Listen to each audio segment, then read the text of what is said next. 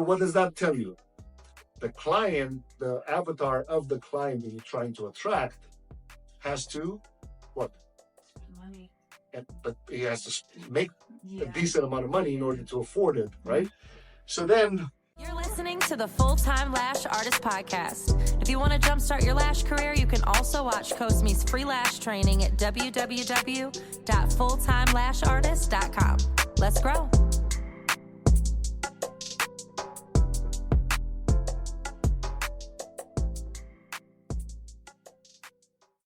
do you think, because the first, when Cosmina started offering lashes, I asked her the same question. Who do you think is your ideal client? And she immediately jumped and said, well, I want to work with Instagram influencers, and I want to do lashes to girls between 18 and 21 or 22, whatever. And I said, there's nothing wrong with that. Mm-hmm. But based on the prices, do you think, somebody that's either a student or they are about to finish high school, do you think a bulk of the customers would afford the refill every 2 weeks, right? Because it depends on how many clients you want to have, right? If you want to have 2-3 clients every day times, let's say 20 days a month with weekends and whatnot off, it's like 60 clients a month, right? On average, if you want to really do it full time. And then she kind of thought, actually, you're not wrong. And I said, well, no, because it's expensive. It's like, $3,000-$4,000 a year. It's not only for someone just on lashes alone, right? Not putting all the other services that you ladies have to spend money on. Yeah. So what does that tell you? Well, the person, and we did this both on the lash service and also the ideal student. So the ideal client for the salon, you have to give it a name. So he said, her name is Jennifer. She's anywhere between 40 to 40-something years old. She lives in Winchester. She probably works in finance or at a bank, and possibly invest in real estate and making anywhere close to $75,000 plus a year. Now, based on that, let's reverse engineer. Do you think Jennifer spends time on Snapchat? I kind of doubt it. You see what I mean? Mm-hmm. So now you have, especially you being Gen Z, well, you said you don't use almost any of the social platforms, but most girls will say, well, I use Instagram and TikTok, right? Yeah. And I said, every time when I ask about Facebook, everybody's like, ugh. No, yeah, I know. From a consumer, you might not like it. But from a business owner, the moment you become a business owner, all the platforms for the business, now it's your decision if you want to. In your case, it's a little bit easier because you have none, so you pretty much would start from scratch. Yeah. Or if you have all the ones you reactivate or whatever, it's up to you if you want to. Or maybe you didn't shut them down, maybe you just deleted the app, and then it's just kind of they're gone. Yeah. It's up to you if you want to make them as your personal name, and then act as a personal brand offering beauty services, right? And then in the future, if you want to add different services, you don't have to change much because now it's attached to your personality. Like, for example, in Cosmina's case, her Instagram and her YouTube channel, well, I did a mistake on the YouTube channel because instead of having the channel name under her name, we looked at search engine optimization, SEO, and we called it Lash Extension Training or something like that. And because her channel is verified, I cannot change the name now. Oh. So I can, but I have to submit. It's complicated. So I'm like, whatever. But in case you're wondering, like, what would be the best way for you to get started? That's the decision that you want to make, right? If you want to be under this umbrella from a business standpoint in the future, like for example, the other student 2-3 weeks ago, she was doing facials. She had the accounts under esthetician or something like that username. And I said, look, it's a little challenging for someone, if you want to attract lash service clients as well, if they come to your account and everything that they see it only says esthetician and facials and whatnot, they might not be an instant connect with the fact that you offer lashes as well. Versus if you rename the account under your personal name, and in the future maybe you want to add other services. I don't know, eyebrows, Botox, whatever, tattoo, all kinds of other stuff. They kind of fall under the same umbrella of beauty services. If you decide to sell real estate, it's a whole different thing. You kind of have to change the content. But if you keep it under the beauty service, you don't have to do nothing. Like in the bio, you might add another line that says, lashes, Botox, or whatever other services you offer, but you do not have to change much, right? So that's I guess the challenge is for you to decide, what do you want this to be? Do you want it to be under your personal name? The reason that we kept Cosmina's account under her personal name, so the salon itself, it's Limit Lashes Salon, right? Mm-hmm. She also has the product brand, which is it's kind of brand of its own. And then her name is attached to the trainings. Why? Because if we ever want to, let's say we want to franchise the salon tomorrow, but we call it Lash in a Box, Lash Business in a Box, or whatever, the salon can be franchised tomorrow without the trainings to be affected, without the brand to be affected. Actually, the brand would benefit, the product brand, because all the franchisees will have to use the same product brands, right? If we decide that we want to sell the product brand, that can be sold on its own without the salon and the trainings to be affected, because she acts as the personal brand, holding the three together, but they're not necessarily affected by each other if she decides to either stop, sell, or franchise one of them, right? The trainings itself can be called Lash Training in a Box and can be licensed to somebody else. Let's say other students that are successful, they want to offer trainings in the future, because she has a lash trainer course as well. They would go to the course and then offer the same curriculum, the same model, the same brand products. So you see what I mean? Yeah. It's not a challenge. It's your decision to make. All right, do I want that to be my model, or you just want to call it like it is an account for the salon, like Limit Lashes, and that's it. Just because we wanted to make sure nobody else takes the name.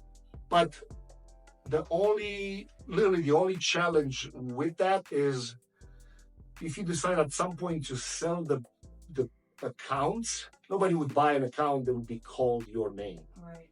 That's the only, you wouldn't want that anyway, right? You would probably rename it username as your personal name, because you don't want to, and nobody would buy it anyway, because there's no value unless you go the route of creating a lot of content, and now you become the influencer brand, and you create content about lash products, and then you do product reviews, and all this stuff.